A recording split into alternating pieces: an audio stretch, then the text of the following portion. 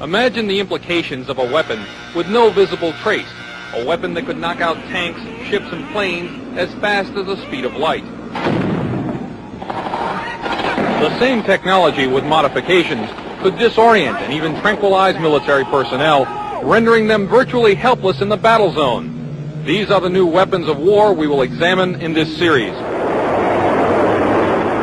For the past 40 years, the world has been riveted by the threat of nuclear war, and more recently by the prospect of space defenses using lasers and other modern technologies. But while both sides at the Geneva summit will be focusing on these matters, progress is being made in even newer weapons that could render any arms agreement relatively useless. Lightning is the most dramatic form of energy to be found in nature. Scientists have succeeded in creating limited types of artificial lightning, and some think that these could be the forerunners of a new type of directed energy weapon, part of a family of weapons which operate within the radio frequency segment of the electromagnetic spectrum, and are thus referred to as radio frequency weapons.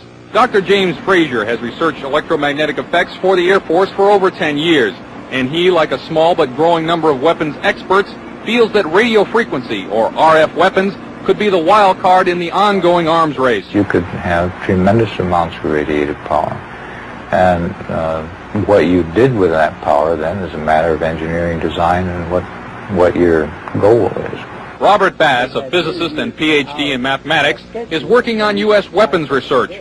He says that the Soviets seem to be ahead in a number of areas, and especially in RF weapons. We are behind the Soviet Union in directed energy weapons based on 60 gigahertz microwave beams. Dr. Bass and others feel the most likely form of Soviet RF weaponry would be high-powered microwaves, similar to a focused, ultra-high-intensity radar beam.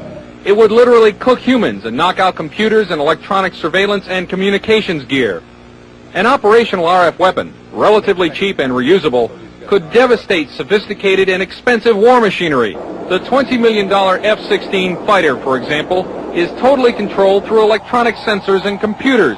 With no manual flight controls, the plane would literally fall out of the sky after being hit with a high-intensity pulse of microwave radiation. Scientists say that microwaves and other types of RF pulses operating at specific frequencies or windows can be transmitted with little or no loss of power.